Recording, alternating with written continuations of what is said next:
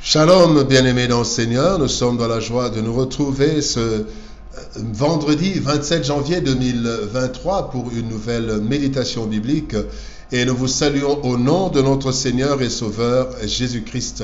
Nous allons lire un texte dans 1 Corinthiens chapitre 10 verset 13. 1 Corinthiens chapitre 10 verset 13. Nous lisons au nom du Seigneur. Aucune tentation ne vous est survenue qui n'ait été humaine. Et Dieu, qui est fidèle, ne permettra pas que vous soyez tentés au-delà de vos forces. Mais avec la tentation, il préparera aussi le moyen d'en sortir, afin que vous puissiez la supporter. Plus fort que la tentation. Plus fort que la tentation, tel est le thème de notre méditation de ce vendredi 27 janvier 2023. Bien-aimés dans le Seigneur, la tentation est une séduction du péché survenant de désirs internes ou de circonstances extérieures et généralement imposées ou amplifiées par le diable qui rôde tout autour de nous, cherchant qui il dévorera, tel qu'il est écrit dans 1 Pierre chapitre 5 verset 8.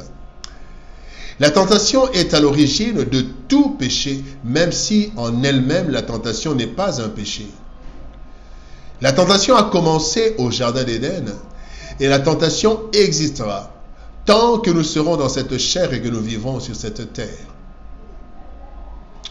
Le texte du jour nous révèle une vérité qui nous encourage face à la tentation. Aucune d'elles ne dépassera nos forces. C'est donc clair que si nous tombons dans le péché, si nous succombons devant la tentation, c'est notre responsabilité. Nous allons tirer quelques leçons de ce verset. La première leçon, Dieu sait de quoi nous sommes faits.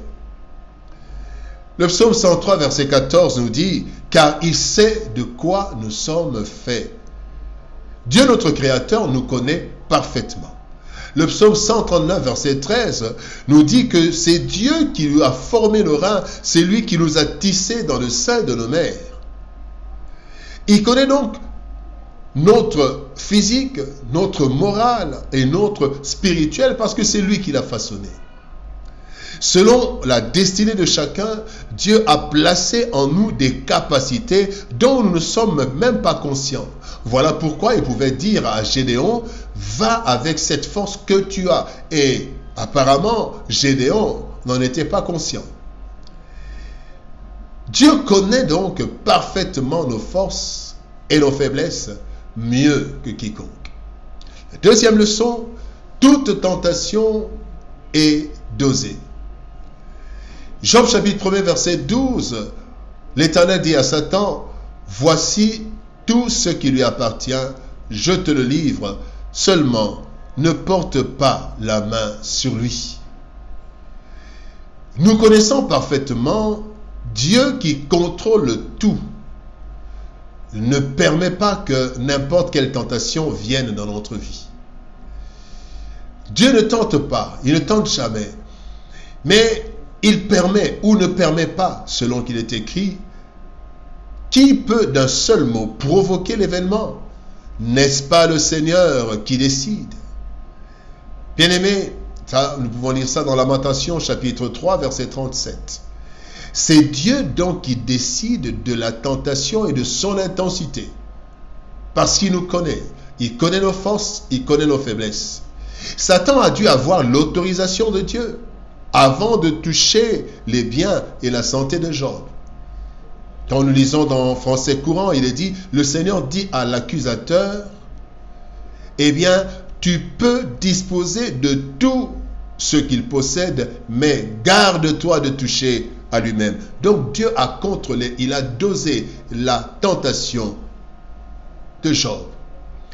Et, bien aimé, Dieu connaissait la capacité de résistance de Job, tout comme il connaît la capacité de résistance de chacun de nous, de chacun de ses enfants.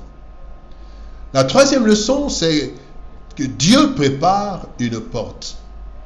Il est dit, avec la tentation, il préparera aussi le moyen d'en sortir, afin que vous puissiez la supporter.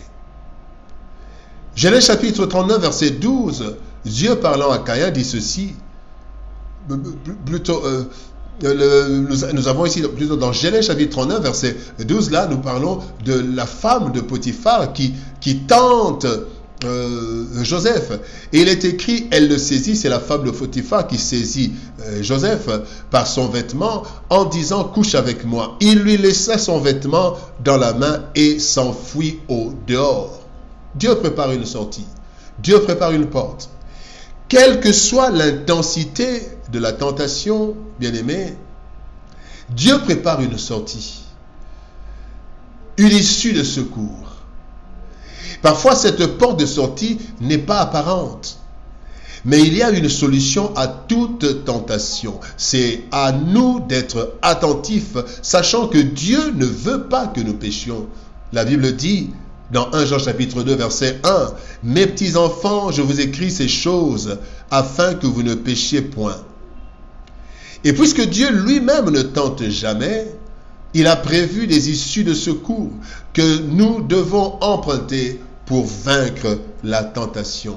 Dieu prépare une porte. Et à la quatrième leçon, bien-aimés, que nous voulons voir, alors nous nous poserons une question. Que faire alors? Que faire? Genèse chapitre 4, verset 7, la Bible nous dit, « Certainement c'est Dieu qui parle à Caïn, certainement si tu agis bien, tu relèveras ton visage, et si tu agis mal, le péché se couche à la porte, et ses désirs se portent vers toi, mais toi domine sur lui. » Nous avons la responsabilité, bien-aimés, de notre chute ou de notre victoire devant la tentation. C'est ce que Dieu fait comprendre à Caïn. Il dit, si tu agis bien, si tu agis mal. Donc, tout dépendait de Caïn. Devant chaque tentation, l'esprit et notre conscience, bien-aimés, l'esprit et la conscience nous disent la même chose que Dieu à Caïn.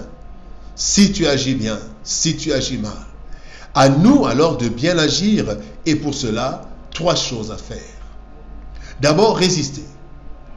Nous ne devons pas céder à tous nos désirs et séductions du diable et du monde, séduction de la chair. Nous avons une capacité de résistance naturelle et spirituelle. Ayons toujours en tête, bien-aimés, que les conséquences de l'offense à Dieu sont néfastes.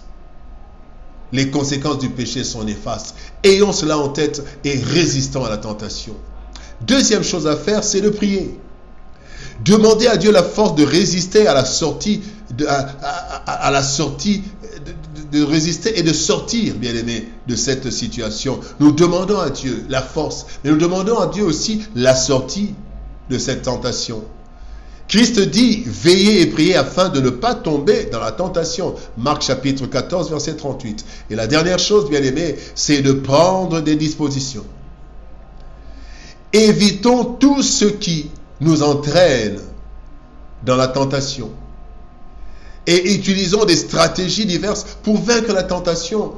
Nous savons les choses souvent, surtout les tentations qui reviennent. Cherchons, trouvons des stratèges, des stratégies. Serons des stratèges. Trouvons des stratégies pour vaincre la tentation. Et même s'il le faut, il faut carrément fuir, comme Joseph l'a fait. Plus fort que la tentation. Bien-aimés dans le Seigneur, nous sommes plus forts que toute tentation qui surgit dans notre vie. Telle est la vérité que Dieu nous déclare. Si nous tombons, cela est de notre responsabilité. Alors, résistons et cherchons la porte de sortie, car Dieu en prépare toujours une pour nous, dans chaque tentation. Prenons les dispositions utiles, bien-aimés, pour ne pas succomber, et s'il le faut, fuyons, car les conséquences du péché sont néfastes pour nous et pour la communauté. Prions. Éternel Père de gloire, Dieu Tout-Puissant, merci. Merci parce que toi, tu contrôles toutes choses et tu ne permets pas qu'une tentation qui nous survient soit au-delà de nos forces. Non seulement tu doses, tu réduis, tu maîtrises, tu contrôles l'intensité de la tentation, mais aussi tu prépares une porte pour que nous puissions nous en sortir. Merci Seigneur. Et donne-nous la force de résister. Donne-nous la force de prier et de prendre des dispositions afin que nous ne tombions pas dans la tentation. Car Seigneur de gloire, nous ne voulons pas t'offenser. Nous ne voulons pas, Seigneur de gloire, succomber devant la tentation. Fortifie mon frère, fortifie ma sœur et donne-lui des traces, des stratégies pour résister à la tentation et ne jamais tomber dans le péché. Au nom de Jésus-Christ, notre Seigneur et Sauveur, nous avons ainsi prié. Amen. Bien-aimés dans le Seigneur, que Dieu le bénisse. Shalom, au revoir, bon week-end et nous nous retrouvons le lundi.